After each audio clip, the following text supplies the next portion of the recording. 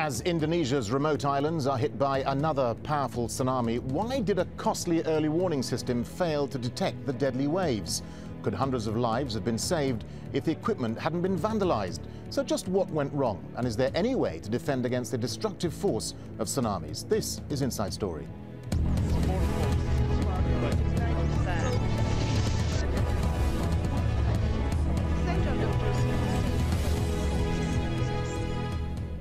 Hello, I'm Darren Jordan. Welcome to the programme. Indonesia is hit by another tsunami. At least 20 villages are washed away, hundreds are dead and many more are missing. As many as 20,000 people are now homeless. And all this despite an expensive tsunami early warning system. As the deadly waves surged towards the coastline, the system failed to work and no warning was given. Indonesia's disaster response agency says the system had been vandalised and not maintained properly. The disaster struck on Monday when several remote islands were hit by the deadly tsunami. An earthquake off West Sumatra generated 3-metre-high waves which swamped nearby coastal villages. As the death toll continues to rise, questions are now being asked, why didn't the system work? Well, with the help of detectors, it is possible to determine the path and the strength of a tsunami. This is how it's designed to work. When an earthquake strikes on the seabed, water is suddenly and dramatically displaced, triggering powerful waves. The change in water pressure and sea level is identified by sensors in the ocean. The sensors then send data by acoustic signals to a buoy on the surface. The buoy sends a signal to a satellite, which is then conveyed to early warning stations on land. People are then warned either by TV, radio, mobile phones or sirens. Well, joining us now are our guests. In Jakarta, Amelia Merrick, Operations Director of World Vision Indonesia. In London, Tristan Robinson, Research Fellow at the Earthquake and People Interaction Centre of UCL.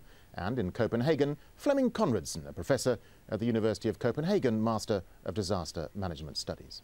Welcome all to the programme. Tristan Robinson in London, let me start with you, if I may. I mean, the early warning system sounds great on paper, but clearly something went horribly wrong. Are we getting a sense of what happened? Well, the problem with these systems is that they rely on these buoys, as discussed earlier on, measuring the vertical oscillation of the free surface water. This needs to be filtered and actually worked out what actually is a tsunami, what is actually a danger. And then once they've got this, they can send a signal out. But in this case here, the Indonesian earthquake happened 50 kilometers away from these devastated islands and depths of 20 kilometers.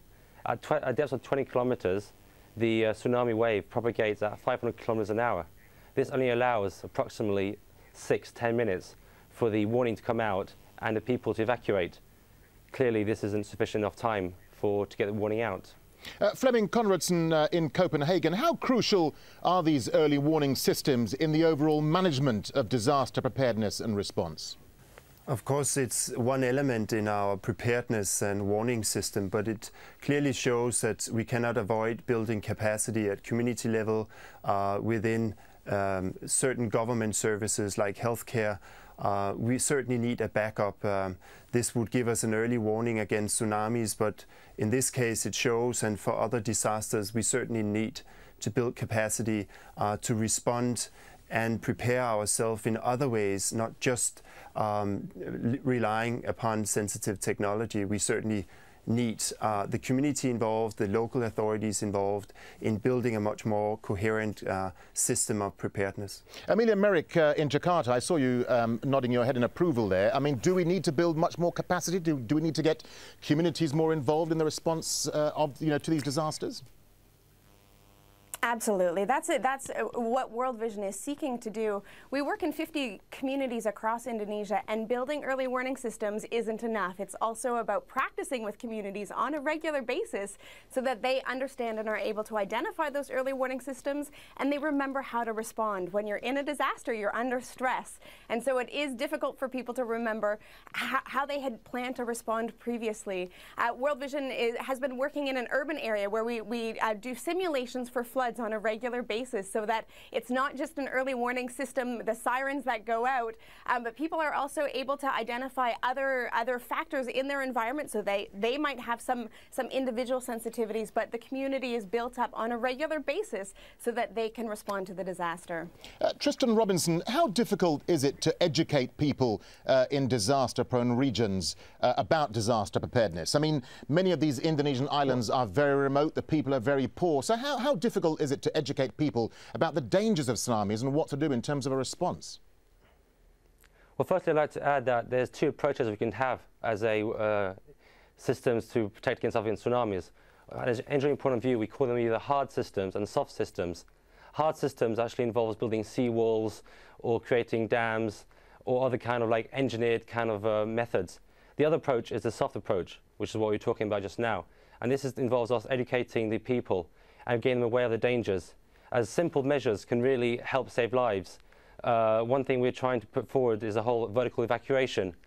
Another one is building clearly identifying the exit routes for people to walk along.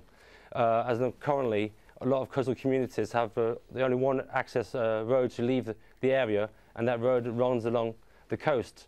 Obviously, when a tsunami is hitting, you want to run as fast way, as high as possible, and not run along the coastline for any duration time. Flemming Conradson, I mean, let me put that point to you. I mean, how difficult is it, in your experience, to educate people about the incoming dangers? I mean, these are 3-meter high waves, they're extremely powerful. How do you get people out in time? I think maybe I agree to the fact that certainly community capacity have to be built, but it's also about preparedness in terms of where we construct houses, how we protect the coastal zone, in terms of there's now fairly strong documentation that mangrove and protecting the mangrove gives us a little more response time and protects coastal communities. So it's building community capacity through education, but it's also planning, as mentioned by colleagues around. But it keeps continuous reminding. It has to be seen as accepted by the community. It has to make sense for the community that they invest time in education and so on. So schools, community organizations obviously have to be involved, but we have to go beyond education. We also have to think about how we manage our settlements, how coastal zones are being managed, and so on. So it's a pretty comprehensive approach that goes beyond the educational component. And then, of course, when disasters happen, then we also have to be prepared to respond to the unforeseen damages that are caused. So it's preparedness in an integrated approach. I want to put that point to Tristan Robinson in London. Tristan, I mean, your speciality is in environmental engineering. I mean, what sort of defences, natural or otherwise, could these remote islands have used to withstand these powerful waves and floods? I mean, can they be protected? I mean, Flemming was talking about mangrove swamps. I mean, you know, what have you seen that can be used to protect these people? Well, I went on a fairly recent trip to Western Samoa to look at the devastation there of the tsunami, and there we saw some communities was very much mixed match. Some communities were completely wiped out, and other ones just nearby were intact. There were small details that changed them. The bathymetry of the shoreline has a great effect. Another thing we discovered or looked at was looking at coral reefs and the effect of coral reefs have on dissipating the energy.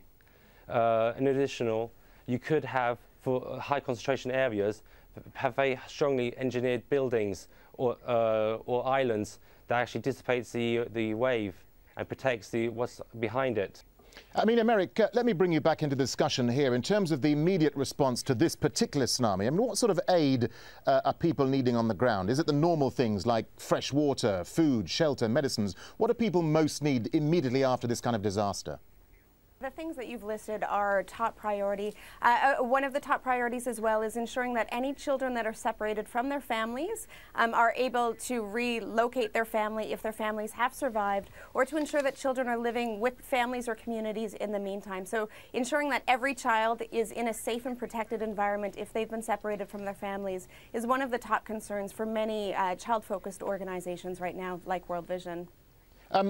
Flemming Conradson, scientists and geologists who've studied Sumatra, the fault line in Sumatra, say it's the same fault line that generated the 2004 earthquake and then that big, powerful tsunami. They predict another major earthquake and a similar tsunami could happen in the next 30 years or so.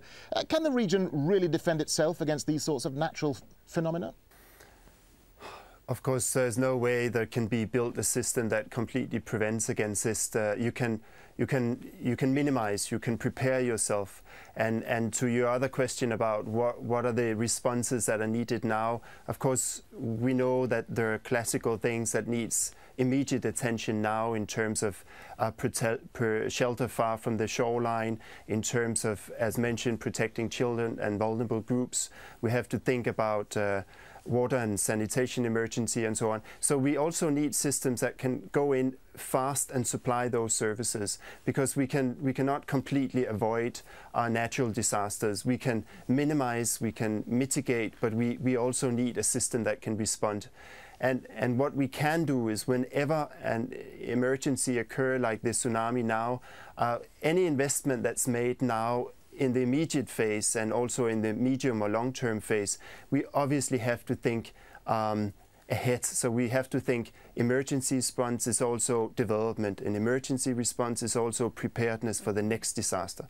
So we shouldn't keep, just focusing on an immediate response, go by calls for emergency aid now. We have to think any intervention now is preparing ourselves for the next emergency. Amelia Merrick, that's an important point that Flemming makes. I mean, how important is this issue of longer-term planning? It isn't just the immediate response, it's how you take it forward in terms of planning for the future, isn't it? As we look at a context like Indonesia, disasters are a matter of life for an Indonesian family. But most families are living on less than $2 a day, so their resilience to cope in the face of a disaster is quite limited as well. Because they're in financial straits, it compromises children's ability to go to school. Many parents have to make a choice between sending one child to school or another child to school, or food for the family. And I think that this compromises critical thinking skills in many communities or in many poor families across Indonesia. And I think that we do, as an international community, need to think about the long-term poverty alleviation in Indonesia, which will reduce people's vulnerabilities to disaster in the future. I mean, let me stay with you, Amelia, just for 1 second. I mean, does your role just deal with immediate aid relief, or does World Vision take a much more strategic view, perhaps, that actually incorporates the wider aspects of disaster preparedness and preparation for these disasters? World Vision has long-term programs. We work in communities for 10 to 15 years. And in our programs with communities, we're looking at basic poverty alleviation around the areas of health, education, and economic development for families. In addition to that, disaster preparedness and disaster response is part of everything that we do across the 50 programs that World Vision is doing in Indonesia. And so we really believe that there's a continuum between disaster and long-term programming.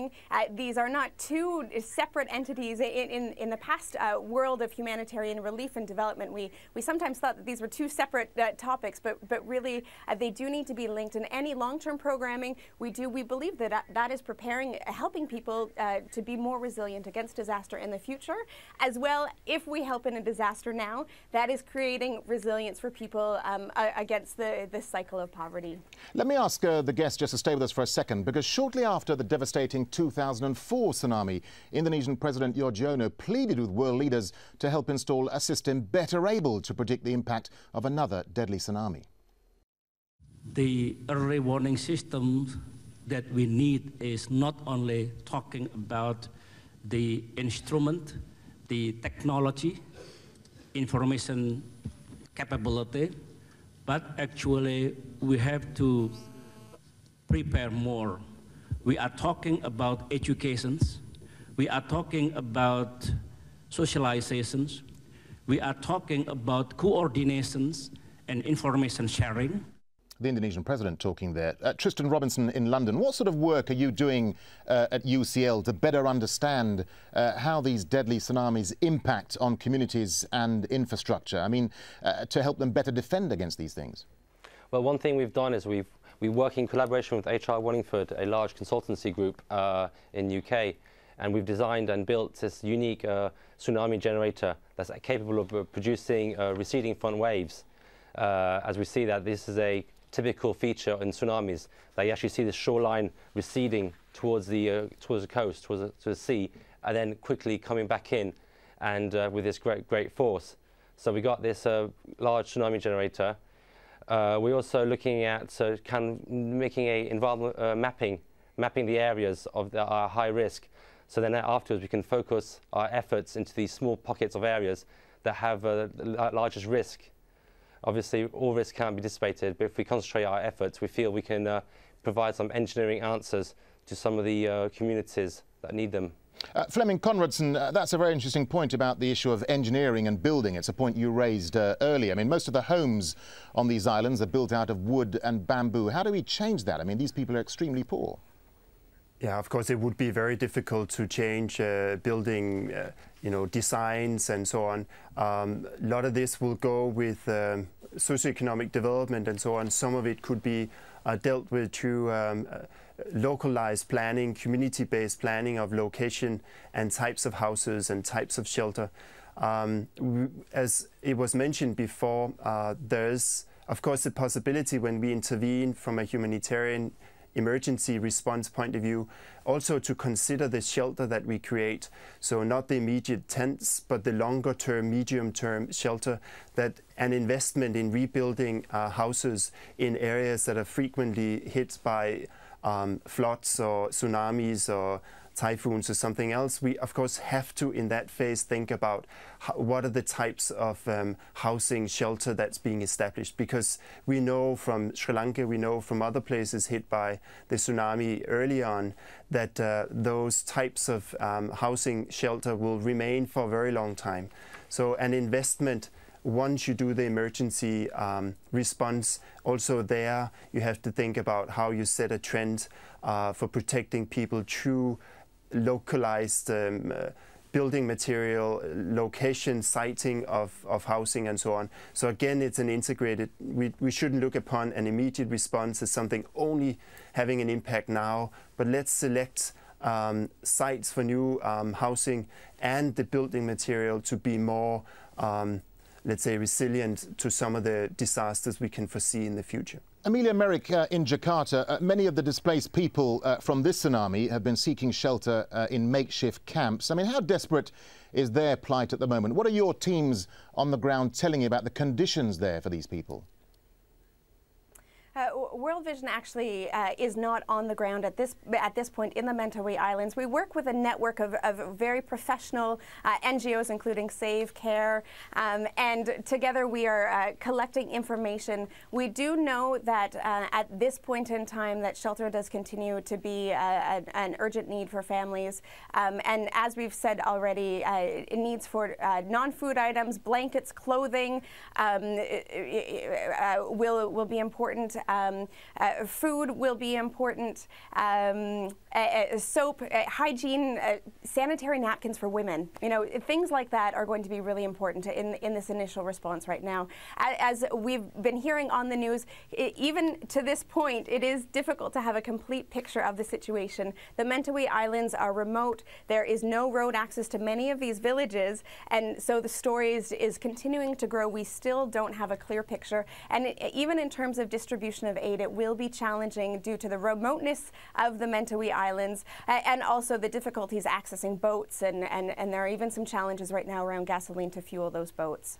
Tristan Robinson in London, let me ask you a wider question, because some experts say that even a functioning system wouldn't have been able to give enough warning here because the earthquake was so close to the Mentawai Islands. I mean, does that very much underline how imprecise this whole system, this whole early warning system can be?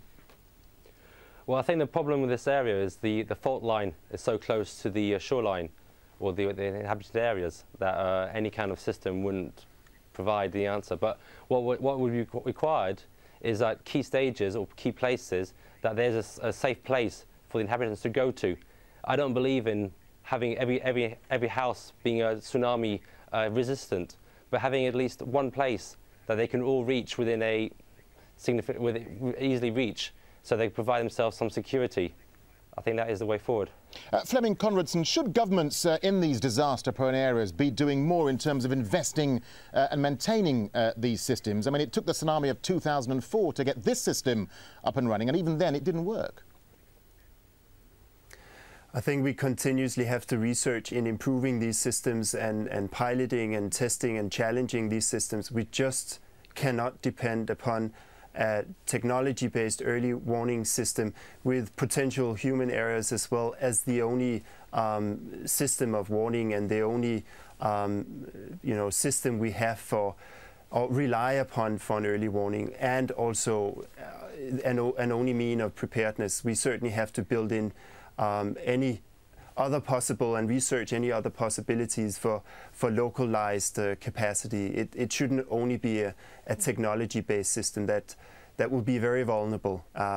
It's a component, it's something we should make use of, and the technologies will continuously expand and be improved, but it will not be the only system that we should rely upon for sure. Amelia Merrick, in Jakarta, you were saying earlier that World Vision has been working in Indonesia for 50 years now. What lessons did you learn from the deadly tsunami of 2004 that can perhaps better help you deal with the impact of this latest tsunami and predicting the response for the future? You know, as Fleming had said, one of the things that we have learned is that communities that have localized solutions and are able to understand their context and know how to respond to the vulnerabilities in their context, those were the ones that had the most survivors and were the most resilient against the tsunami in 2004. And I'm sure we will see the same stories again today. In terms of our approach to help families cope with their long-term track back to, you know, the international community, our motto is build back better. We know that the families that have suffered were the most vulnerable. Many of them are poor, as we've talked about already. They're living in vulnerable houses, wooden houses, and they have limited access to communication. Our goal in this, in the international humanitarian community, our goal is to build back better. Help these families to not just have a house that was like what they had before, but have the integrated systems that we talked about, to develop, to ensure that there are critical thinking skills so that people are able to understand and adapt to the situations as they unfold. But it's a long-term plan. It's not that we're here today and in 3 months the international community will be able to leave the situation. World Vision is continuing to work in Aceh. This is 5-6 years later, and this theme of build back better, that will drive us, and that's going to be, I believe, what happens. That's going to be the change in the long run in a country like Indonesia that faces disasters on an ongoing basis. Tristan Robinson, does the failure of this current tsunami warning system highlight perhaps the difficulties facing a poor country like Indonesia in terms of disaster preparedness and response? A final thought from you. Well, the failure of the system is, I mean, I'd say the system worked. Unfortunately, the time duration is very short. What you need to do is really minimize the time duration between the actual warning coming out or being able to generate the warning and it going to the people, and make sure the people are aware of the warning and what to do once they get the warning. We need to make sure that the time delay between the actual recognition of the danger and the message going to the people to be as short as possible. Okay. And they are quite simple measures that can be done to save lives that poor countries, as in Indonesia, could easily handle. All right, well, that's about all we have time for. Let me just thank our guests, Tristan Robinson in London, Fleming Conradson in Copenhagen, and Amelia Merrick in Jakarta. Thank you all very much indeed for joining us. And thank you so much for joining us here on this edition of Inside Story. We, of course, welcome your comments and your suggestions. Please email them to us at insidestory@aljazeera.net. From the whole team here, goodbye for now.